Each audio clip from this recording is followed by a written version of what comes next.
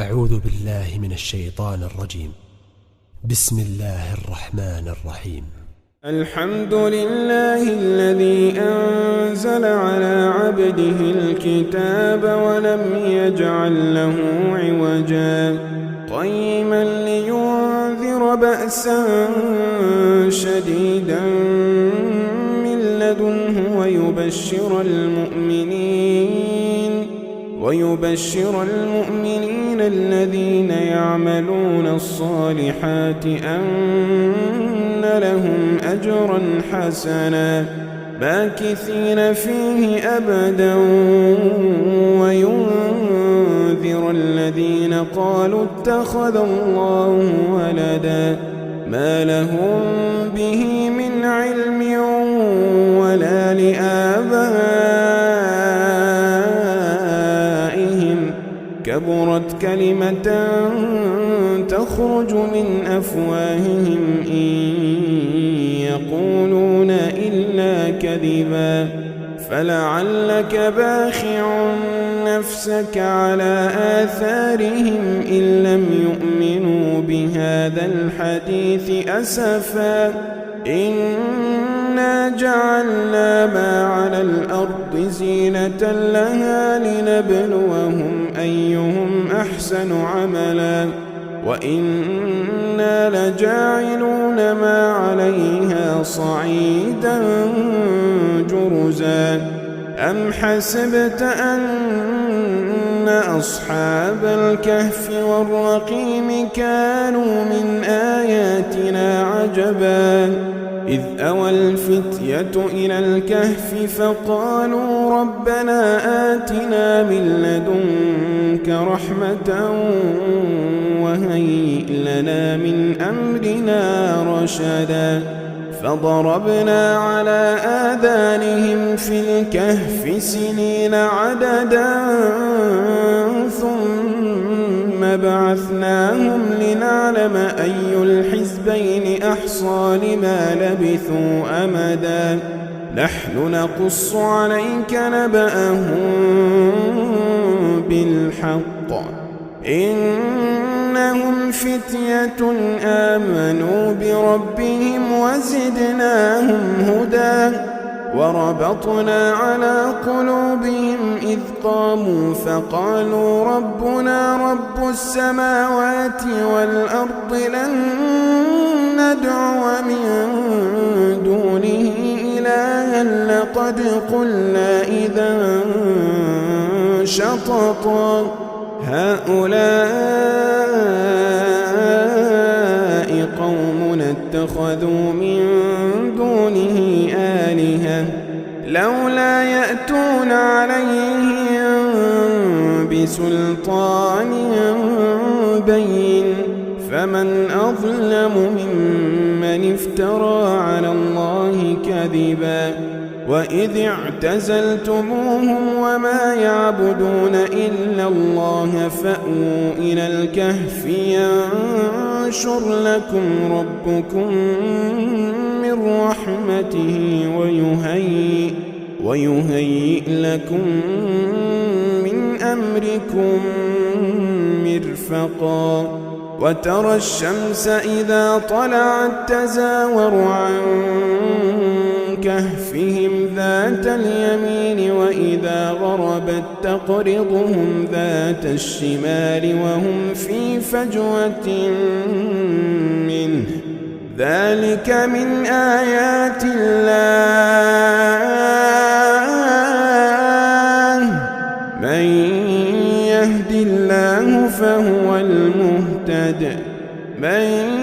يهد الله فهو المهتد ومن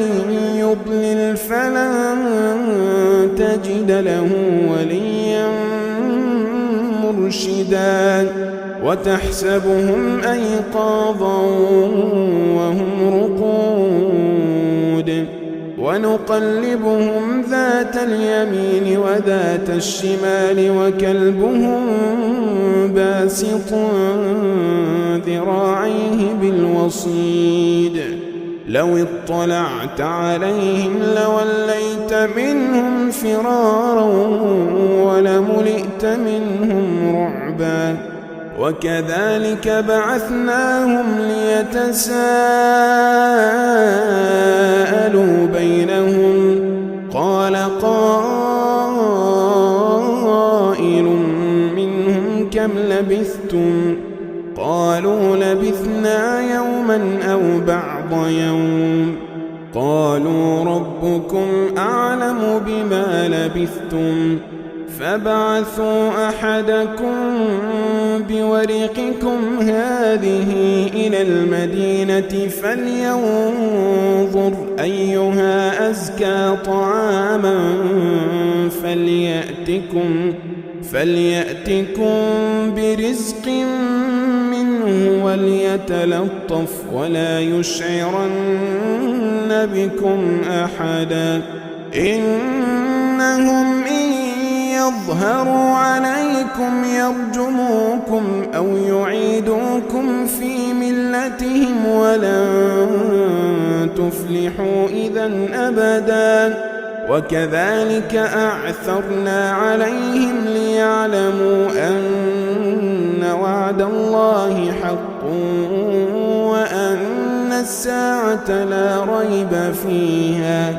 وأن الساعة لا ريب فيها إذ يتنازعون بينهم أمرهم فقالوا ابنوا عليهم بنيانا ربهم أعلم بهم قال الذين غلبوا على أمرهم لنتخذن عليهم مسجدا سيقولون ثلاثة رابعهم كلبهم ويقولون خمسة سادسهم كلبهم رجما بالغيب ويقولون سبعة وثامنهم كلبهم قل ربي أعلم بعدتهم ما يعلمهم إلا قليل فلا تمار فيهم إلا مراء ظاهرا ولا تستفت فيهم منهم أحدا ولا تقولن لشيء إني فاعل ذلك غدا إلا أن يشاء الله واذكر ربك إذا نسيت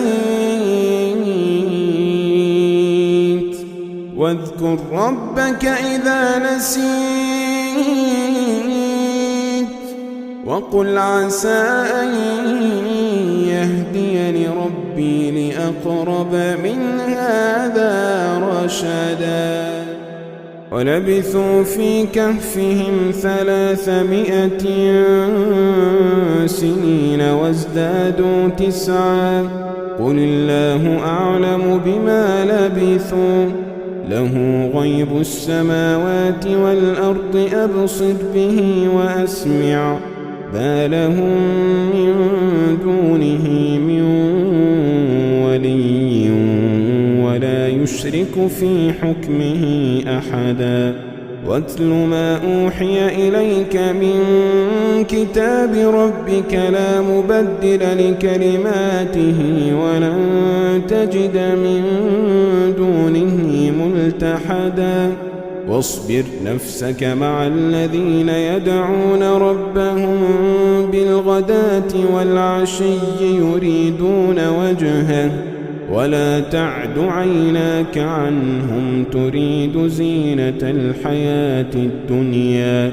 ولا تطع من أغفلنا قلبه عن ذكرنا واتبع هواه وكان أمره فرطا وقل الحق من ربكم فمن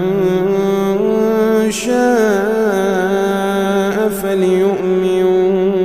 ومن شاء فليكفر إنا أعتدنا للظالمين نارا أحاط بهم سرادقها وإن يستغيثوا يغاثوا بماء كالمهل يشوي الوجوه بئس الشراب بئس الشراب بئس الشراب وساءت مرتفقا إن الذين آمنوا وعملوا الصالحات إنا لا نضيع أجر من أحسن عملا أولئك لهم جنات عدن تجري من تحتهم الأنهار يحلون فيها من أساور من ذهب ويلبسون ثيابا خضرا من سندس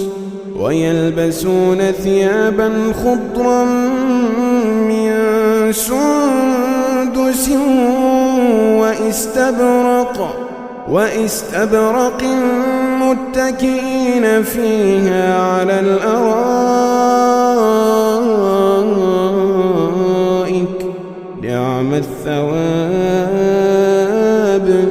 نعم الثواب وحسنت مرتفقا واضرب لهم مثلا الرجلين جعلنا لأحدهما جنتين من أعناب وحففناهما بنخل وجعلنا بينهما زرعا كلتا الجنتين آتت أكلها ولم تظلم منه شيئا وفجرنا خلالهما نهرا وكان له ثمر فقال لصاحبه وهو يحاوره أنا أكثر منك مالا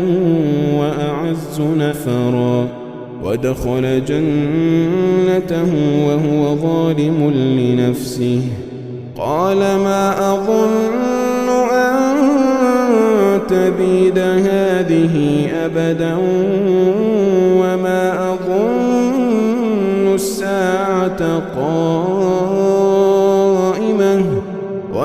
أظن الساعة قائمة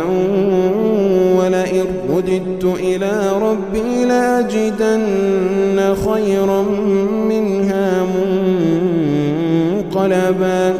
قال له صاحبه وهو يحاوره أكفرت بالذي خلقك من تراب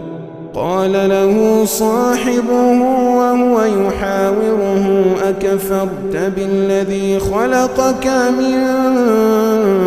تراب ثم من نطفة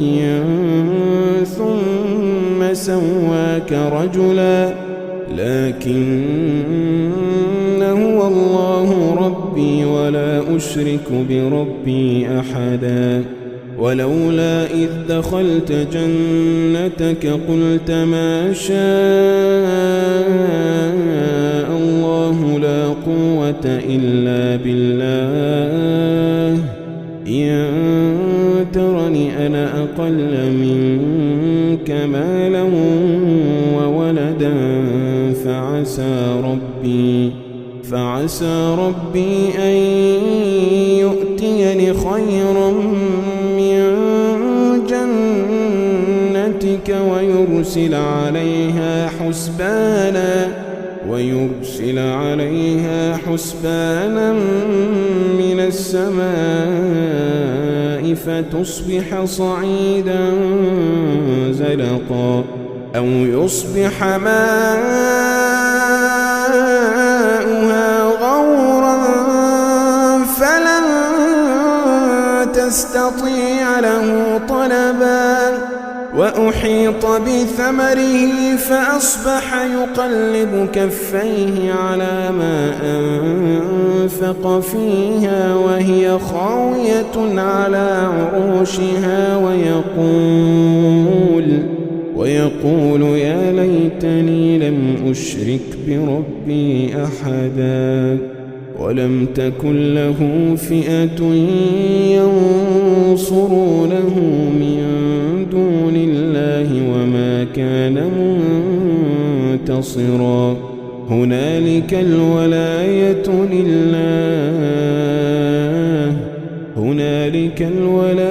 لله الحق هو خير ثوابا وخير عقبا واضرب لهم مثل الحياة الدنيا كماء أنزلناه من السماء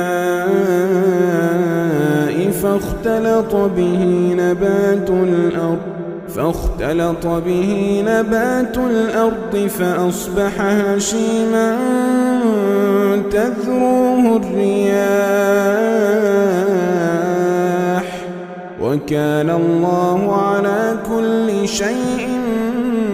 مقتدرا المال والبنون زينة الحياة الدنيا والباقيات الصالحات خير عند ربك ثوابا وخير أملا ويوم نسير الجبال وترى الأرض بارزة وحشرناهم فلم نغادر منهم أحدا وعرضوا على ربك صفا لقد جئتمونا كما خلقناكم أول مرة بل زعمتم أن لن نجعل لكم موعدا ووضع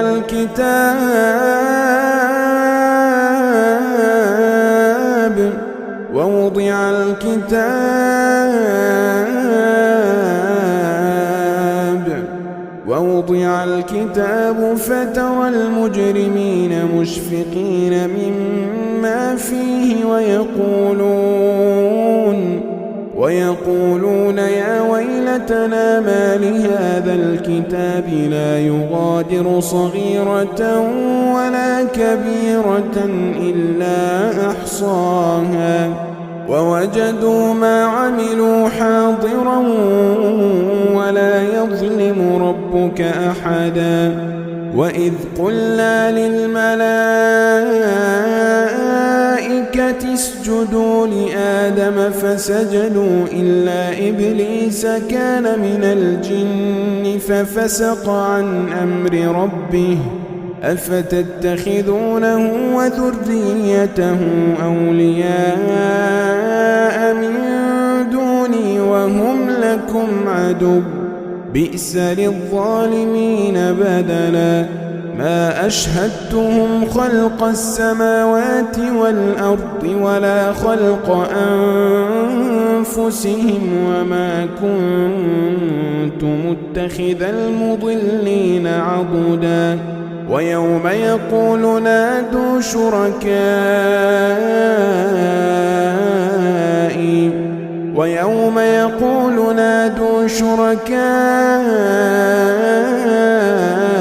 الذين زعمتم فدعوهم فلم يستجيبوا لهم وجعلنا بينهم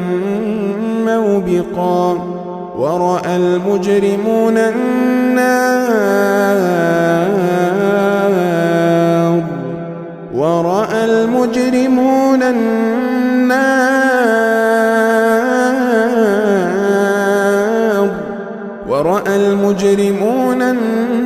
النار فظنوا أنهم مواقعوها ولم يجدوا عنها مصرفا ولقد صرفنا في هذا القرآن للناس من كل مثل وكان الإنسان أكثر شيء جدلا وما منع الناس أن يؤمنوا إذ جاءهم الهدى ويستغفروا ربهم إلا أن تأتيهم سنة الأولين أو يأتيهم العذاب قبلا وما نرسل المرسلين إلا مبشرين ومنذرين ويجادل الذين كفروا بالباطل ليدحضوا به الحق واتخذوا آياتي وما أنذروا هزوا ومن أظلم ممن ذكر بآيات ربه فأعرض عنها ونسي ما قدمت يداه إنا جعلنا على قلوبهم أكنة أن يفقهوه وفي آذانهم وقرا وإن تدعهم إلى الهدى فلن يهتدوا إذا أبدا وربك الغفور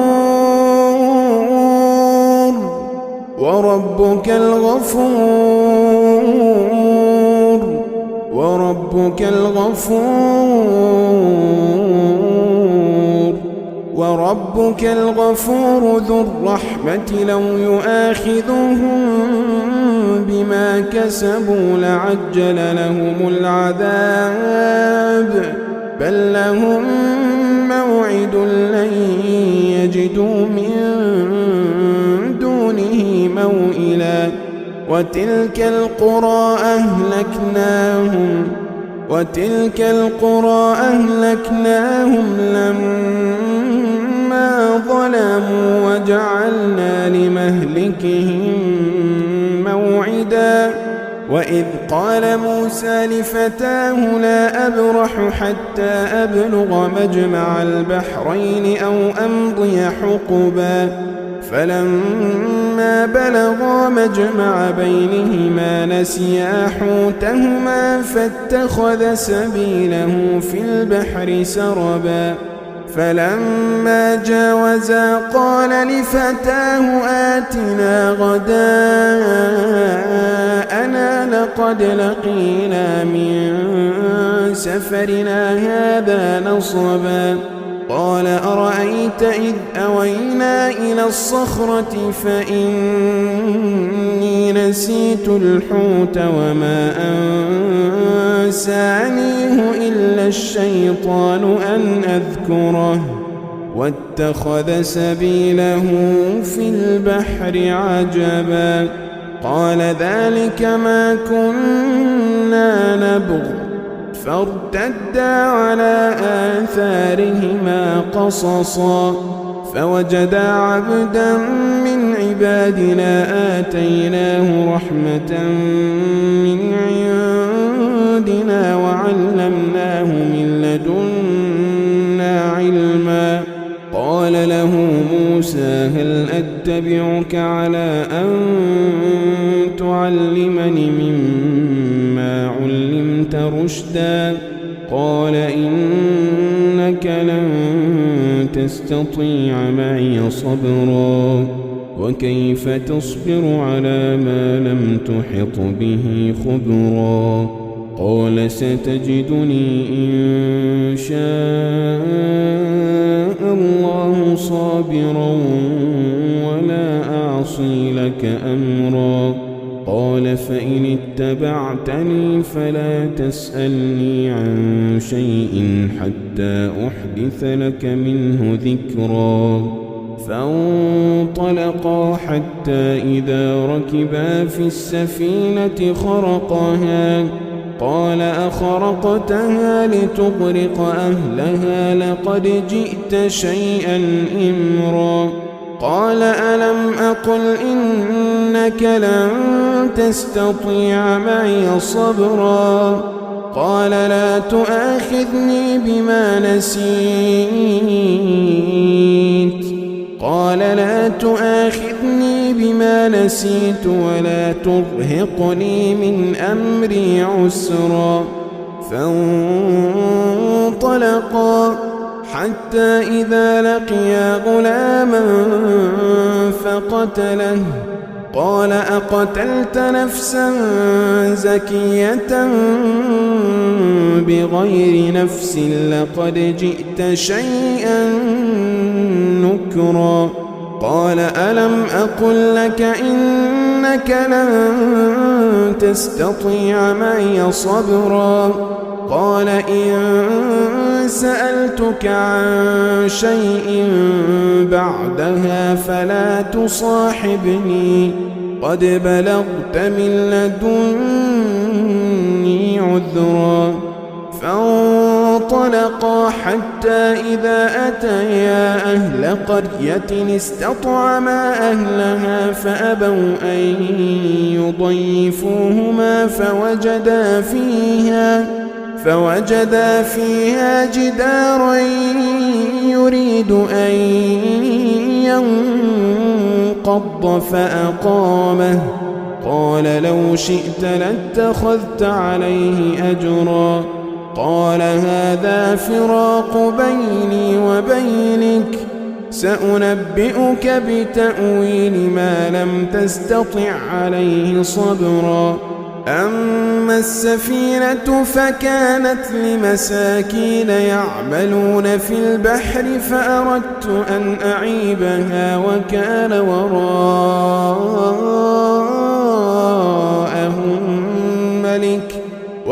وراءهم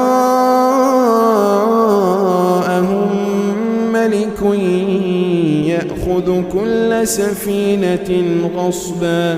وأما الغلام فكان أبواه مؤمنين فخشينا أن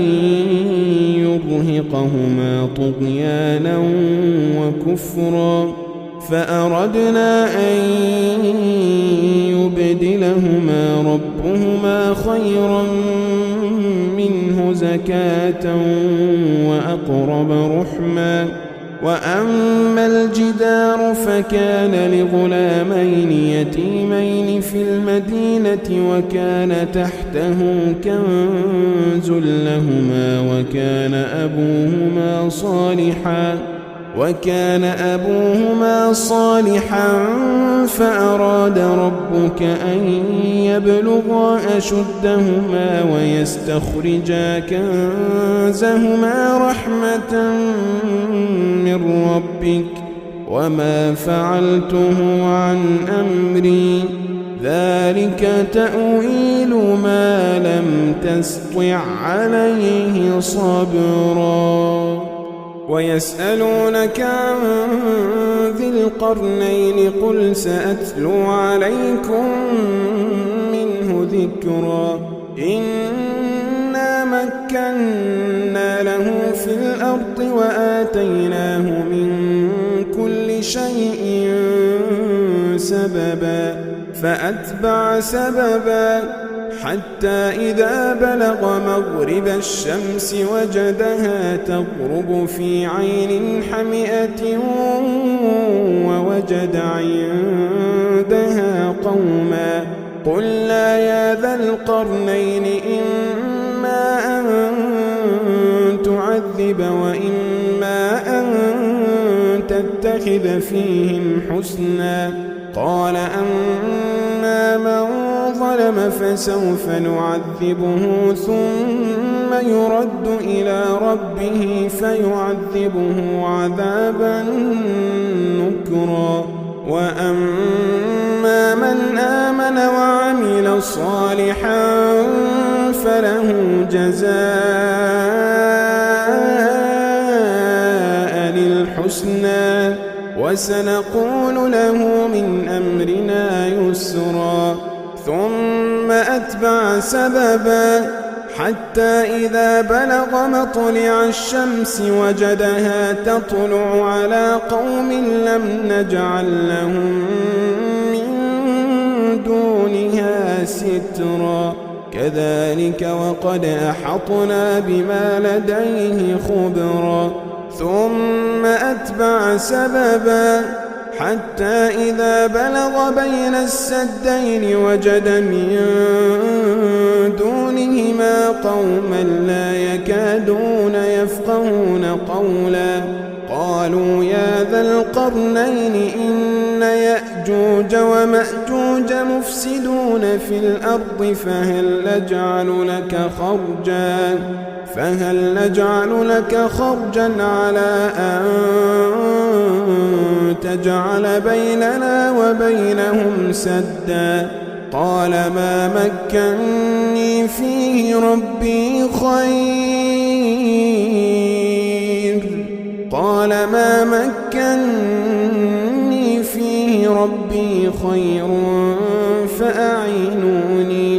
فأعينوني بقوة أجعل بينكم وبينهم ردما آتوني زبر الحديد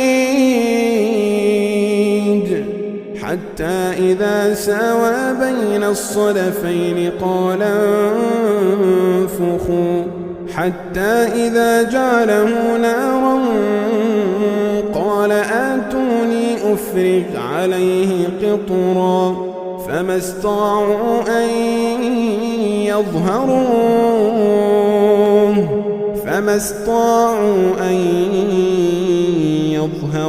وما استطاعوا له نقبا قال هذا رحمة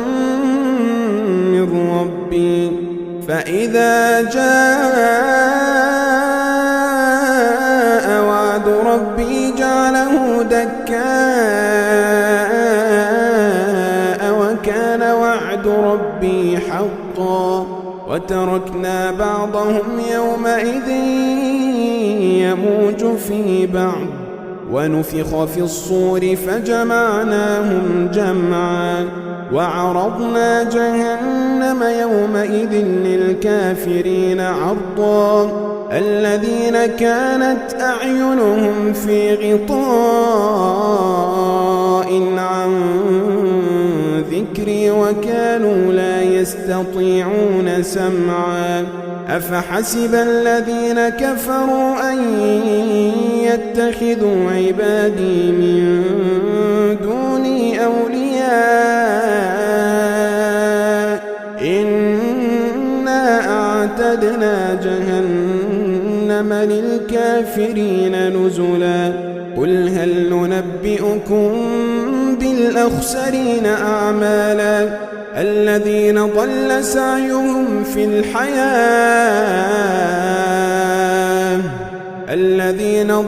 سعيهم في الحياة الدنيا وهم يحسبون أنهم يحسنون صنعا أولئك الذين كفروا بآيات ربهم ولقائه أولئك الذين كفروا بآيات ربهم ولقائه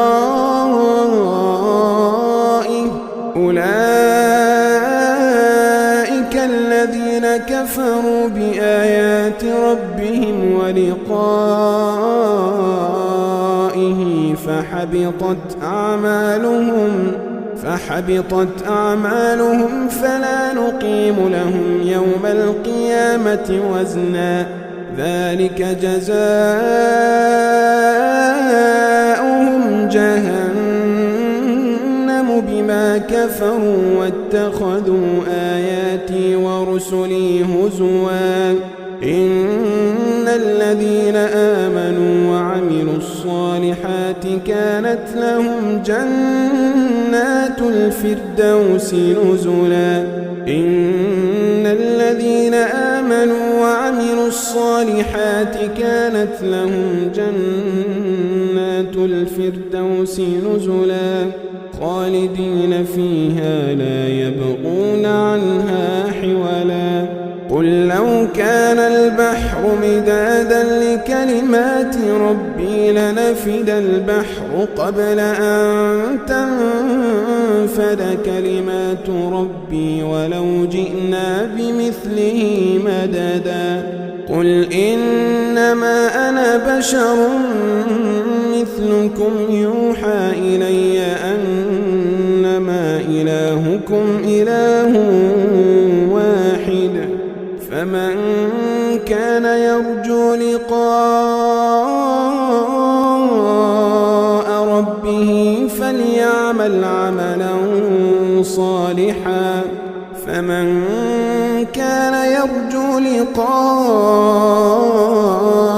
ربه فليعمل عملا